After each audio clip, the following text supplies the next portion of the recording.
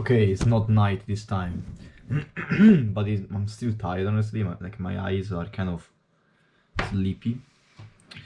And wow, I was, I just used for the first time ChatGPT Advanced Voice feature as a teacher. Okay, I've tried the Advanced Voice feature like a couple of times, not much because it just came out, but it's the first time I've used it for learning stuff, clearing doubts, and this is revolutionary. Okay, this is crazy. Honestly, I'm literally putting in doubts.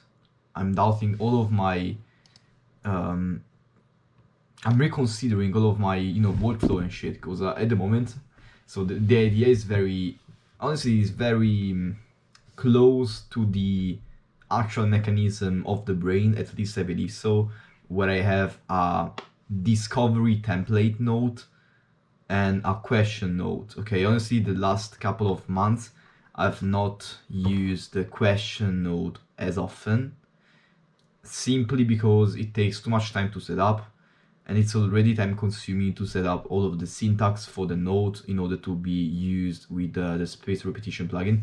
So I've not really dealt in too much into the question node template and shit where I ask a question and then give an answer, and because it just it doesn't flow well. Okay, as much as I thought it would flow well, it doesn't flow well at all. Because maybe the question doesn't even make sense and it's just like a doubt I have, temporarily doubt.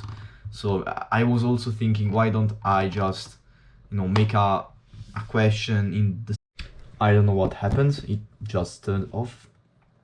I was saying, why don't I make a question inside the node itself?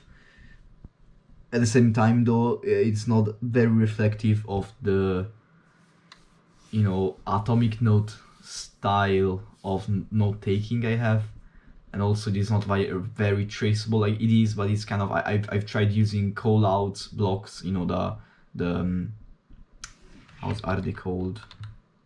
Yeah, call out.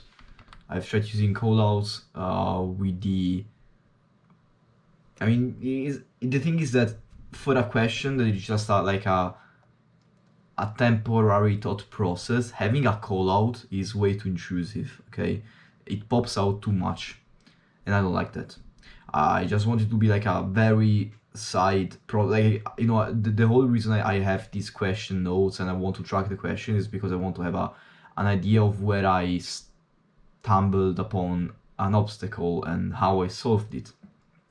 This is why I created the question note in the first place, because I had a question where I had my doubts, which is and then the answer where I clear up my doubts. And honestly, that is the best solution in terms of tracking your learning process and your doubts and how you solve them. That is the most accurate way. That said, it takes too much time. I don't think that's sustainable, honestly. I mean, it can be, but not for all the questions, like all the minor questions. And with this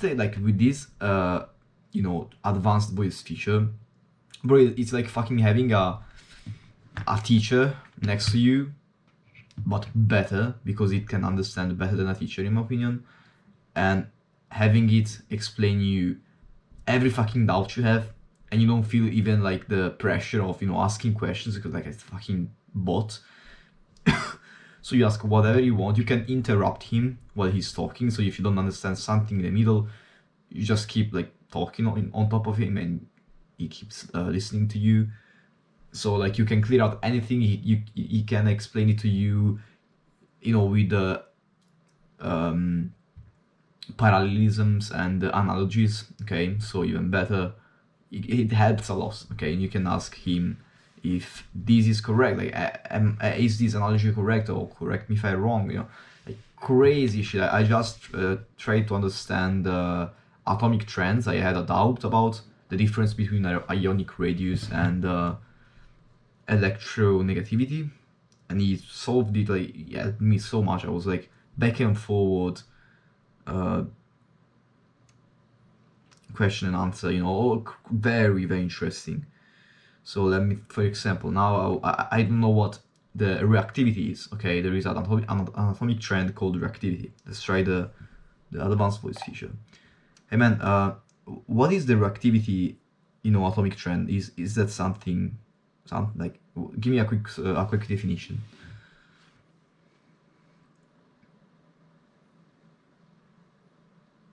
Wait, I'm having issues.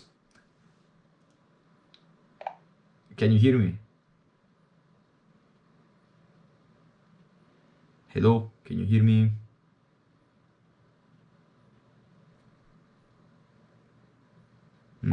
Wait, let me restart the app.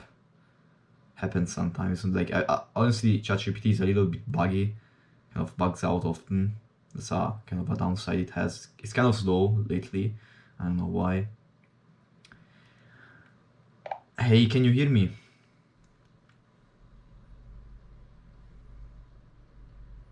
Okay, doesn't want to hear me, man. It's fine. Let's try one more time. Hello, can you hear me? Hello. Yes, I can hear you. Can you hear me all right? Okay, so yes, I was about to ask you, can you explain to me like what reactivity is? Is it like anatomic trend? Give me a quick definition. Sure. Reactivity refers to how readily an element or compound undergoes a chemical reaction. In the periodic table, reactivity varies depending on the element group. Okay, can you tell me like the direction of this? Like, in what direction does it go? Like, diagonal? What's the direction? The direction of reactivity trends on the periodic table depends on whether we're talking about metals or nonmetals.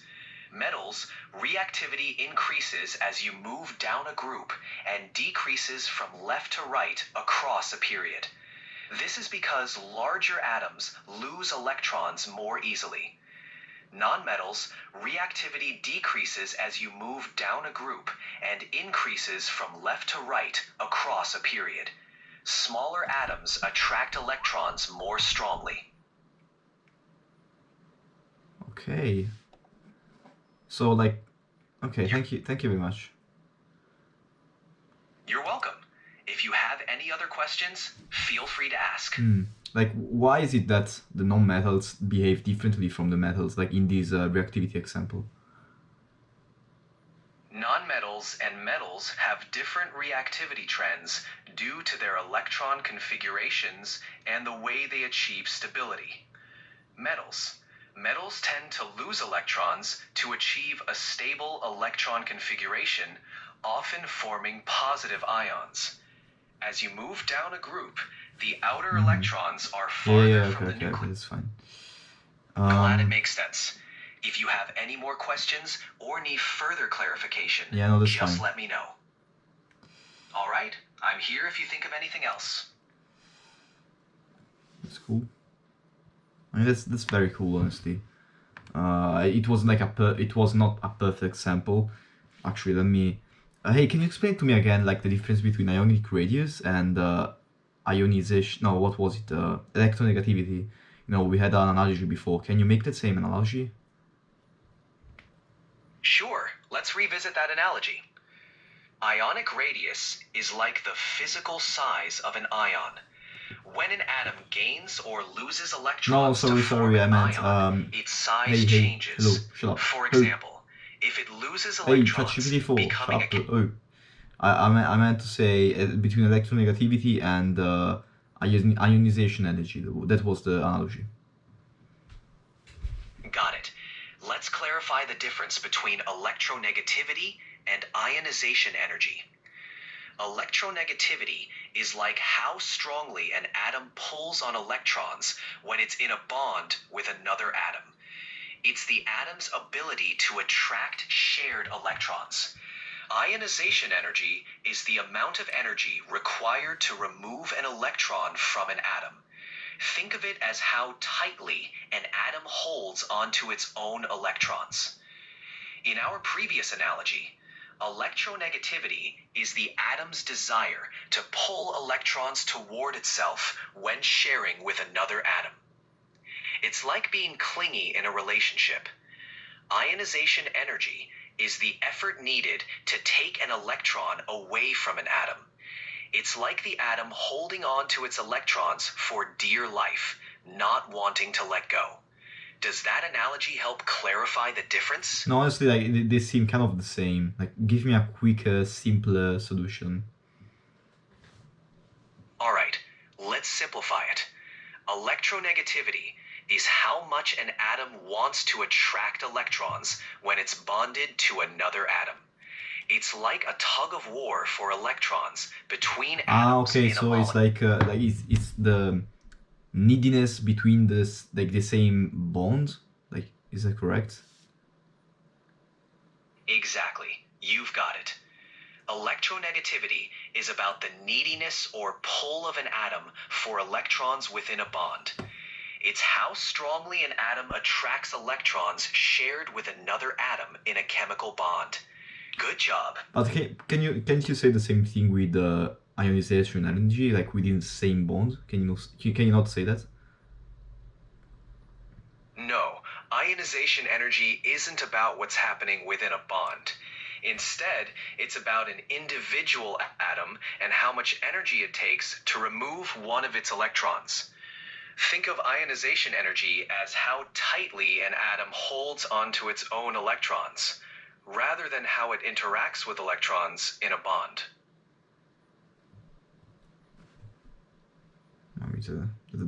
That cleared it out for me. And I just had probably an hour long research. Okay, maybe not an hour long, but a pretty long, research done in a few minutes with a one-to-one conversation. That is amazing. Okay, imagine doing this for, instead of like now typing out what's the difference between ionization energy and electronegativity, like all in within the Obsidian node with a question template where there is a doubt and answer. I mean, I can do that right now. Like, I can make a question named the difference. What's the difference between this and that, and then type out my doubts before and the answer. Maybe I actually do this. Yeah, maybe it could be worth doing. But now a few questions arise. Why should I not make that a normal node, like a discovery node itself? I don't know. Why can't it be like a separate concept of its own? Like, I made concepts for biases and, stuff I found interesting, okay? Things I saw commonly, like the concept that changing the order of something doesn't change the result. Why can't I make this an atomic node by itself instead of making, like, labeling it a question, basically? Can't it be like the difference between this and that? Because it's like a concept I have in my head. Like, how do I categorize that in my head right now? Right now, it's probably like the difference between this and that is this. It's no more a question. Maybe before it was a question. It was like a gray area. I'm trying to visualize how it was. Yeah, it probably was like a gray overlapping area between the two, and I've kind of separated them. So maybe the question node was the most accurate version instead of making the separate node as I don't fucking know, like, that's food for thought. But I'm kind of satiated at the moment. Okay, so that's about it for the learning part, and that's crazy, honestly. As I said before, and I will say again, like, having this stuff like allows me to learn so much quicker. Okay, same thing with making notes. I found that I can outsource the research, and I don't mean this to like for everything. Honestly, I will still manually learn from videos and write down everything, like I try to like I understand it, have breakthroughs and shit. But for, like, definition bullshits, like atomic trend definitions, like stuff that, yes, I can understand if I just put myself into it, but it just takes time. Especially it takes time to format it in the page, I can just outsource that to ChatGPT and have that done by him. And that's quick. That's very quick. That's simply because I can focus on making the notes with the syntax without having to phrase it myself. And while phrasing something yourself is a great way to learn something, the thing is that if I do take that approach of learning something by writing it down with my definition, honestly, like I don't need the spaced repetition thing anymore. Okay, so I either do this or that, because if I understand a topic well, I kind of remind it renders the spaced repetition system kind of useless, because it's easy, okay? Like it is maybe useful for the long term. This is why I keep, even if I understand stuff very well, I still format it with the spaced repetition plugin syntax. But yeah, I thought it would be a good idea to outsource the writing stuff in my own way with my own terminology and shit, and just have it written by ChatGPT and then format it so I can lose the time in the formatting of the flashcards. Okay, eventually, hopefully, I will be able to outsource that as well when I have enough examples to show ChatGPT of how to do that. Or maybe if I just put myself and do that, I can maybe do it quickly. Anyway, outsourcing these nodes allows me to create the flashcards and basically install that. That is crazy. It sounds like so futuristic. By doing this, outsourcing the information research on him and just pasting it into my Obsidian nodes and formatting it, I basically installed a new knowledge package, okay, that will be tested again and again every day, not every day, but spaced repetition days to myself. And if I keep reviewing the flashcards, I will eventually review all of this content and get good at it, all this shit. So yeah, I'm basically installing knowledge that will be tested on me and will be slowly apprehended. Is that a word? Man, if that is a word, that sounds very cool. Apprehended.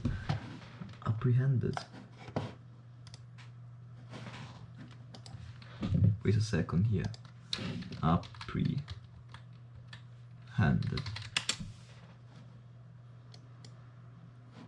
Apprehend. Oh, yes. That will be slowly apprehended, okay? Will be slowly understood. So yeah, that's kind of it. And I find this honestly mesmerizing. That's the word, because that's amazing. Like that's a great way to learn, I think. And slowly I will learn the definitions, and slowly learning the definition I get the foundation of my knowledge. Getting the foundation allows me to articulate my thoughts better, I think. And I keep adding vocabulary words, okay, synonyms, and synonyms based on the context. And I love that also, because I'm training my speech and everything. So who knows if this is having an effect on me, because maybe it's not having an effect. Maybe it just becomes a vocabulary specific to those examples, and I'm not able to transfer my learnings on real life applications and speech.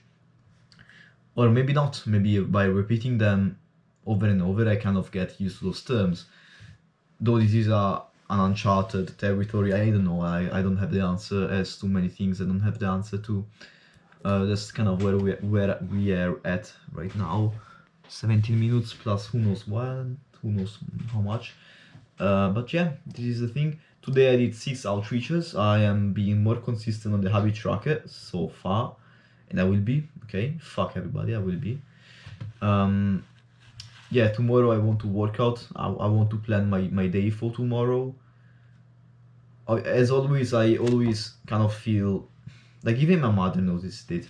I always obviously denied it, but she was like, "Fede, you seem like sad or you seem like unsatisfied," and I am because I don't know, maybe I don't know, man. Like maybe it's like the slowness of the, or like the pressure I feel when taking these notes. Maybe I'm not. Maybe this is not meant to be, you know. And maybe I feel like this pressure of not doing the things perfectly, and this is a trait of me that I always condemn. Okay, and it's that I am so much of a perfectionist, and many people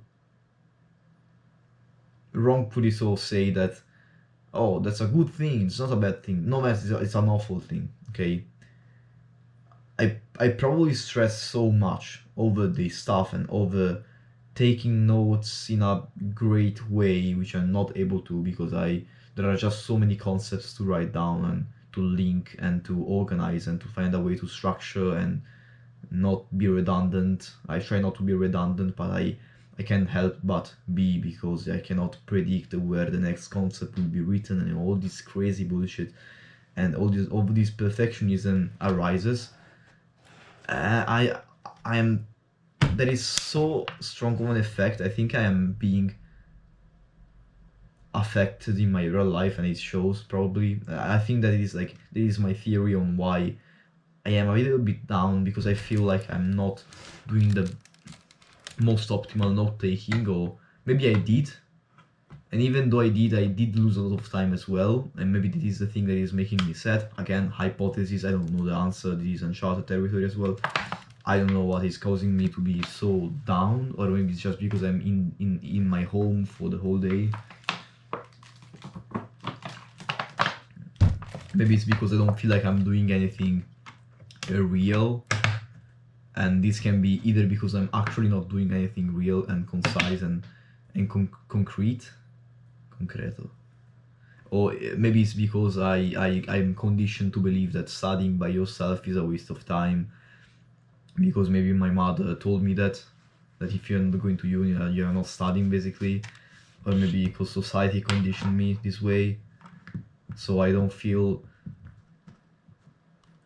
maybe I don't feel adequate even though I'm studying. Maybe I perceive that I'm not doing any progress, and that this maybe makes me sad, or maybe I'm not doing enough progress for the time that I'm using. I'm not making enough progress, maybe, or maybe yes, I don't fucking know. Maybe I am making progress, but I expected to make more for some strange reason, and maybe I am making actually a lot of progress thanks to AI, but I don't realize it. So like, if it was not for AI, probably I would have needed the same, if not more time to do what I did. Who knows if that's true, or maybe I did learn stuff quicker before. No, I don't think so, man. Maybe I did understand them more deeply. Yeah, maybe. Anyway, yeah, that's maybe a thing. I should bring that back. Yeah, there is just a bunch of tensions in my life at the moment, and maybe it's also that I'm not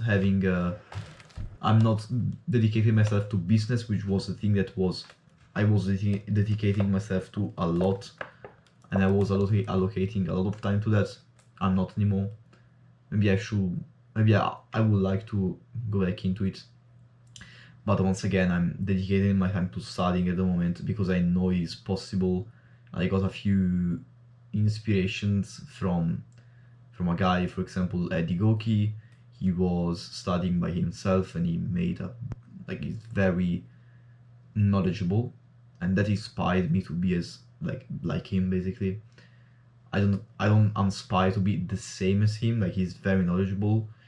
He said he had a lot of free not free time, but he basically could not move for a few years, so he had a lot of time available to study and expand his knowledge. So I don't expect to be as knowledgeable as him in the same amount of time he needed, because I don't have that amount of time maybe.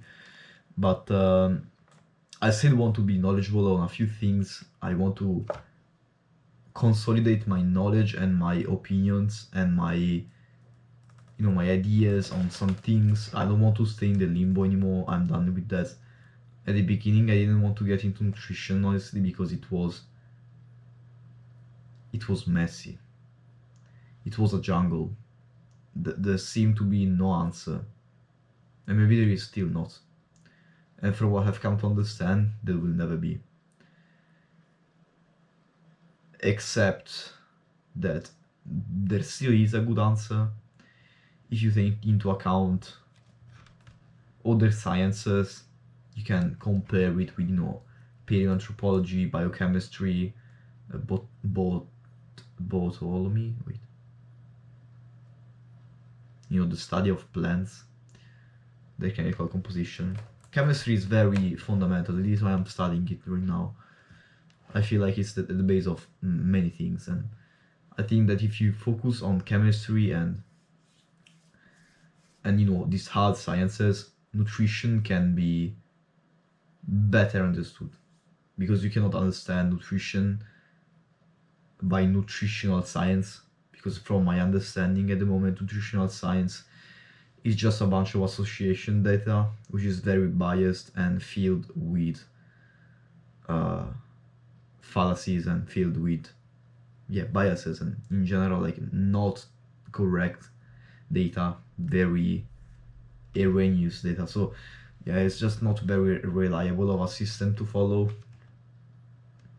Maybe this is where I'm going right now in my life with my understanding of nutrition. And this is kind of it. Honestly, the work with oh, by the way, I just changed I had to change the scripts to automate adding the traffic, because for some reason Notion changed some things in the new update, and when I click Ctrl V in the title, it doesn't paste the text in the title, but rather in the notes, and it's so fucking annoying, because I need to Ctrl V the title in order to give the name to the lead, and it doesn't allow me to, so I have to do everything on the table itself manually. And I fixed, I tweaked the code and the script. It now kind of works. Sometimes it doesn't, like a few instances I had where it didn't really write down the text, but other than that, still works now. And holy shit, man, it is so quick. Man, holy shit, I mean, I don't have any words, because it is so fucking quick to add and text. I literally go on the subreddit, sort by new, not even opening the post. I can just over on the name, click chat, and it pops up a chat pop-up, and I can write the script. I can I can send the script in that pop-up and keep scrolling basically. And depending on the post they wrote, I will send a different script, and that's so fucking quick. Okay, holy shit, it's so fucking quick, honestly. So, and also the taking from the table, sorry, the chat from to the table is also very quick now, so don't have anything to complain about. Honestly, this is so amazing. And this is where I'm at. So I'll update you tomorrow, and even today I was able to do the daily log. A bunch of stuff was said today. Today I also fixed the editing problem, kind of. Did I fix it? This morning I think I did. And it's not like did I fix it?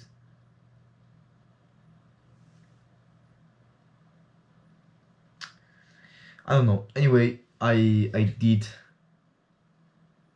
clean up. I did the first cleanup in the editing. I don't know how much time it took. Maybe 1 hour. Let me check actually. It was already auto cut, and I needed the first 55 minutes for the first go through, where I basically cut out all the junk and only left the things that I will have to edit again. Also, this thing of, man, the problem with the AutoCAD thing is that yes, it autocasts the silence, but it leaves too much margin. Okay, so I have to go, like, even though I AutoCAD, I still have to go and manually readjust the margin between the silence and the, you know, when I stop speaking and then when I start talking. I want them to be closer together so that there is no pauses, okay?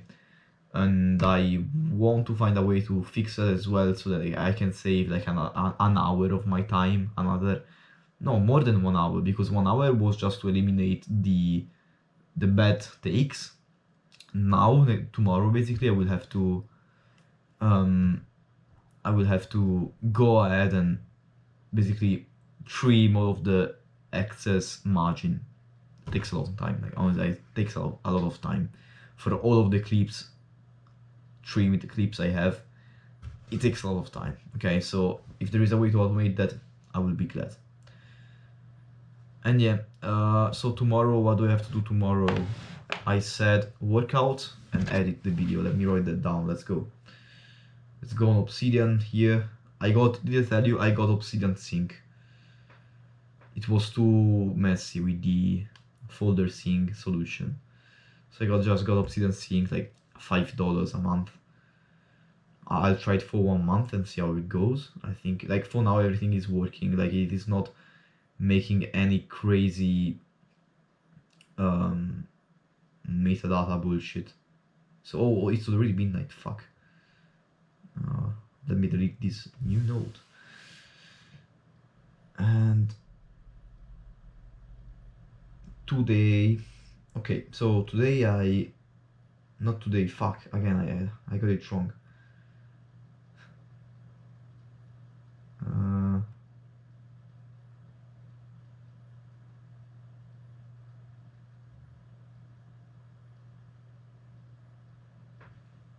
Okay, so I did it to it again, but I could not find it. So I did 6 Reddit outreaches. Did I review flashcards? Yes, I did. I did the daily log. I didn't work out today, but that's fine. Did I charge the watch? No. It's 50%. Tomorrow I will. Did I review achievements? Not really. Did I gather the jottings? Not yet. I don't have any, so that's cool. Check it off. Plan for tomorrow. Let's do it right now. And charge phone. I will charge it. Plan for tomorrow. Tomorrow I want to work out. I want to edit. What else? Anything else? These are like the big trees I planned the day before. I'm not sure if I want to keep the frog task because I never put anything in it. Maybe I will remove it, honestly.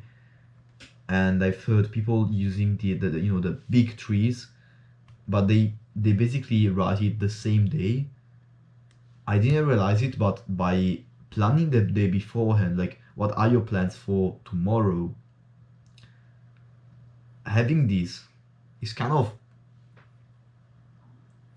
like the big trees, but I'm planning them the day before, because when it's the day before and I say tomorrow I want to achieve that, you're kind of setting the big trees without even realizing it. So yeah, I was like, maybe I should replace the frog task with the big trees or something like that. I already have the big trees like the day before, so maybe this is the big trees and I should remove the frog task. Maybe we'll do that right now, actually. And yeah, so this is the thing. At the moment I just don't know if I want to keep up the question note, maybe because I have some automations to, you know, the data view queries that track my questions and they take space in my node. Maybe I want to have that more minimalistic. I already made it minimalistic by having the button, the add thoughts, instead of having every time my idea and my questions. I don't have that anymore. I have this button that if I click, it adds those two contexts, okay? Sorry, the two headings. So it is not very, it's not, there is no data view query for that, but I also have a JavaScript to take answers from outgoing nodes. And honestly, I don't think I will ever use this like consistently, so I don't see it as a very important, relevant thing. So yes, maybe I can make maybe like the only reason it will be helpful is to track unanswered questions. Yeah, maybe I think this is the good use for the question notes, like having unanswered question, a filter for unanswered questions, so I can go back and remember myself, like, hey, you still didn't answer this. Have you found an answer? Because maybe you do find an answer while studying other things, and you obviously don't write it down on the question you previously wrote down about the topic. So yeah, maybe I can make a use of that. Let me write that down.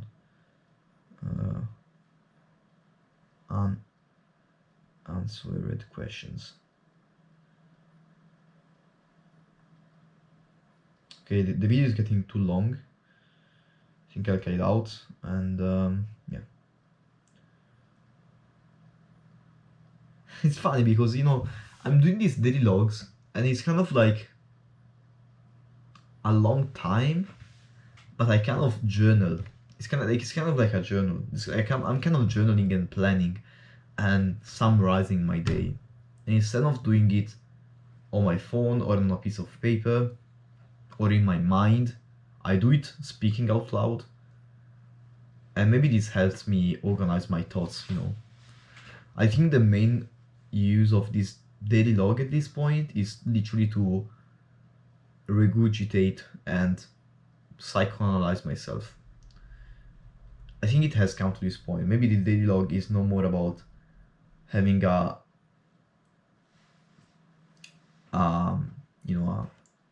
journal for my future self. I think it's more about psychoanalyzing myself, because this is kind of what's happening. So yeah, this was it for today. I did only add the workout and edit to the plans for tomorrow. If anything comes to mind before I go to sleep, I will add that. And that's kind of it. I will send the habit tracker and go to sleep, because it's kind of late. I don't want to go to sleep too late, because I want to wake up early. Next week is probably going to be a survival day, like a survival weekend. We're going to go on a survival again. Maybe I want to record that also, and yeah. Okay, yeah. Good night.